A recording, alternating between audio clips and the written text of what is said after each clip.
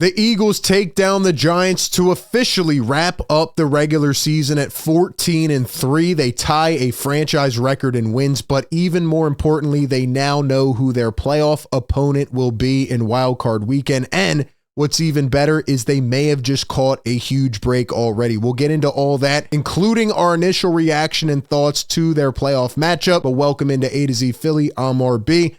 Appreciate everybody who has been a part of the channel this season. Honestly, man, thank you so much. Hit the thumbs up button if you do enjoy this video. Subscribe to our channel. Help us continue to grow as we are on our way to 10K subs. The Eagles get it done in Week 18. They beat down the Giants. I'm not going to talk about this game too extensively. We knew the Eagles were the 2 seed coming in. We knew they were probably going to beat the Giants. Matter of fact, in Giants fashion, they almost had to come back in the fourth quarter to try to, make their draft pick even worse. That would have been hilarious. But thankfully, the Mormon Missile, baby. That's right. Tanner McKee, 27 for 41 today. 269 yards, 2 touchdowns, no picks, 100.6 rating. I said it last week. I'll say it again. I am confident that Tanner McKee can be QB2. Not that it'll hopefully matter for any reason, but Kenny Pickett is banged up. I watched Tanner McKee today. I know it's against backups. I know the Giants are miserable. This guy can sling it, man. He stood in there with poise. He found his receivers, Jahan Dotson, even Will Shipley, Kenny Gainwell had big days. Dallas Goedert got some reps. It was good to see. And for a 6th-round pick with not a lot of experience, this guy can really read the field. He can hit his checkdowns. He's just a smart quarterback, and I think he has a really bright future. I think he could be a starter one day. Matter of fact, I could probably think of a couple teams right now that he could start for, but Tanner McKee gets the job done. He beats down the Giants, who, by the way, have their first season in their franchise history where they have never beat a division opponent. They go 0-6 in the division. What a miserable franchise. And on the other end, the Eagles, who are a competent franchise, now finish the season at 14-3. They are the number 2 seed. It's crazy that one of the teams are going to win 14 games and be a 5 seed tonight, Lions versus Vikings. But Nick Sirianni has now won 14 games in 2 of his first 4 seasons coaching, the only 2 14-win seasons in franchise history. And I'll even top that.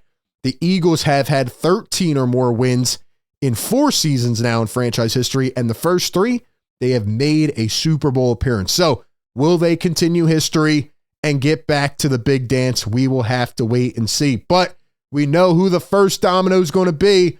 It is the Green Bay Packers. Ladies and gentlemen, I want your thoughts in the comments right now. Are you happy the Eagles are hosting the Packers next week at the Link? Did you want them to play the Commanders instead? Give me your thoughts. I'm sitting back watching these games, just trying to watch everything at once, and I'm finding myself going back and forth. But at the end of the day, does it matter? The Eagles are the most complete, or one of at least the most complete teams in the NFL. They should be able to handle business. They beat them in week 1. I know that was in Brazil. I know it was a crazy game, but you look at where these teams are at. Packers had a couple injuries today we'll talk about. Commanders struggled. Jaden Daniels was on the field. Couldn't do anything against Dallas and a lot of their backups. So, look, I'm not scared of either team. I'm not scared of anybody. I think the Eagles right now are the healthiest and most complete team in the NFC, and I think they're going to go out there and handle business. And speaking of the Green Bay Packers, I just want to give my initial thoughts and reaction to this, because we look at the conference right now. The Commanders finished with 12 wins, Packers 11. The Rams win their division with 10, Buccaneers sneak in with 10. I think there are some potential dangerous teams, right? Like some of these teams could be underdogs and go out there and win a playoff game. But the Eagles just have to handle business, and I think they got a good matchup. And it actually all starts with their coach and a couple of bad decisions he made in today's game. But let's talk about the injuries first and foremost and why the Eagles may have caught a break. So Coach Matt LeFleur tells reporters after the game that Jordan Love's right elbow was held out as a precaution. He will be good to go against the Birds, but he's much more unsure about Christian Watson with the knee. So if you were keeping your eyes on this game or watching during the day as the Eagles were beating down the Giants, you saw Jordan Love get some kind of hand injury, and they were showing him in the Packers broadcast where he's like shaking his arm, his hand, and the trainers are taking a look at him, then they decided to make the call to take him out of the game. So that was interesting. We didn't know what it was, hand, elbow, whatever. And Jordan Love spoke after the game as well. He says that he lost feeling in his throwing hand after falling on his arm. Keep in mind how cold it was at Lambeau today. He says still doesn't feel 100% right now. So Jordan Love is injured. He's banged up. He's going to be playing through something as long as he does play next week. He was asked if he feels good about his chances to play in Philly, and he says, yes, I'm sure, being a competitor, being a tough guy, dealing with injuries before, right? He's going to go out there and try to make an appearance for sure. But, just simply put, a guy's not 100%. You're going to go out there and try to hit him early, and that's what the Eagles are going to do. And, if he takes a hit on that hand and, it's his throwing hand, which makes it even worse, and he either can't feel it in a cold Philadelphian environment, or let's just say that Jordan Love gets a hit early and has to come out again. The Packers are almost dead to rights at that point. And then as it relates to Christian Watson, who is one of the best options on this team at receiver, they don't have a 1,000-yard receiver. They do have Josh Jacobs, who is a pretty solid rusher. And, even though Saquon and Derrick Henry have taken the reins this season, Josh Jacobs had a pretty good year in his first season with Green Bay, but they don't have a 1,000-yard receiver. And now one of their top guys, as it stands, Christian Watson, got carted off the field with a non-contact injury. You can see him here holding his face, being emotional, crying. Looks like his season is done. So that is a huge break for the Philadelphia Eagles. One of their best receivers and their quarterback are banged up, and the Eagles could have a lot of momentum. And that's why I'm at peace with this opponent. I would have liked to see the Philadelphia Eagles go out there and beat the Commanders in the third matchup and make them pay for what they did to Hurts a couple weeks ago, and just kind of get some revenge. You saw the Commanders celebrating like they won the Super Bowl. But you know what? The road to the Super Bowl is going to be what it is, and you have to play whoever is in front of you. There will be some tough opponents. Green Bay is good on both sides of the ball. They're top 10 offense and defense in a lot of categories. They're a sound team, but people are pissed off in that fan base with their coach right now. And I didn't have time to go back and watch the whole game yet, but I went to the last few drives, the last few minutes, because we were watching it live, reacting on the postgame show, and I'm like, what's going on? So this Packers fan here really sums it up well.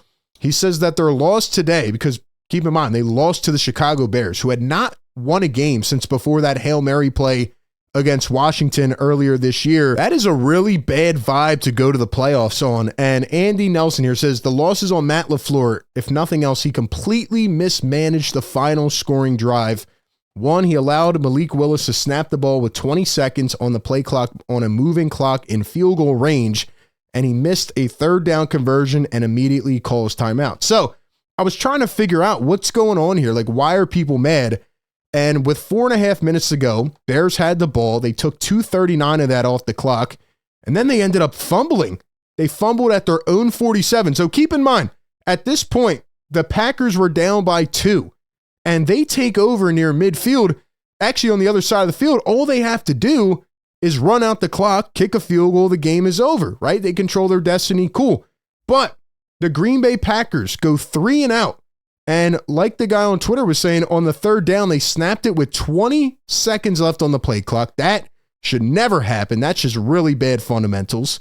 And then after that, 3rd and 2, and I listened back to Matt LeFleur's postgame, he admitted it. He said, I made a mistake. I screwed up.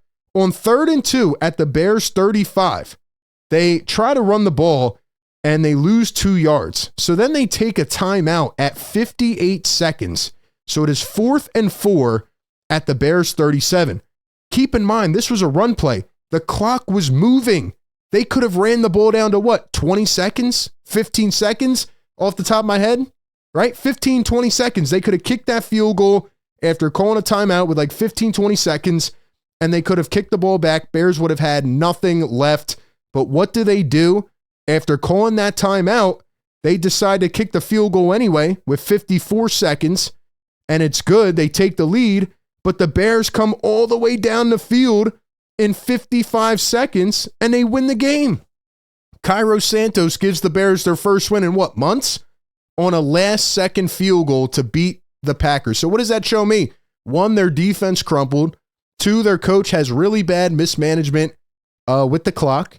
And 3, they just have no situational awareness. So I mean, that is just absolutely terrible. And when I listened back to the press conference, Matt LeFleur said that their plan was actually to go for it on 4th and 4, and then somebody changed his mind on the sideline to make Brandon McManus go out there and kick the field goal. So you take the timeout, you don't let it run down to 15 or 20 seconds, and then you kick it anyway and give the Bears 50 seconds to come down and win the game. That is absolutely terrible, and it just makes me feel a lot better heading into this matchup next week. I mean, if that was Nick Sirianni who did that, man, you would never hear the end of it from the national press. And like I said, we'll hop into more of the analysis during the week, but you look at these games, man, they've had a couple good wins this season, but not really against a lot of good teams. So I'm starting to think that the Packers are frauds and that the Eagles should be able to beat them pretty handily, just like, they got it done in week 1. I feel really good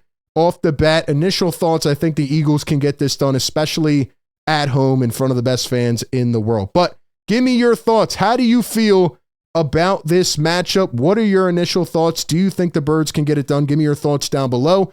And as always, appreciate everybody for tapping in. Be sure to like, comment, and subscribe. That being said, I'll catch you on the next one. Tap into BetMGM Casino, and you're entering a huge library full of exclusive games. Games you won't find anywhere else. Looking for jackpots? Right this way. You'll always find someone ready to give you a hand. Or some dice. Your favorite game is waiting for you. On BetMGM Casino.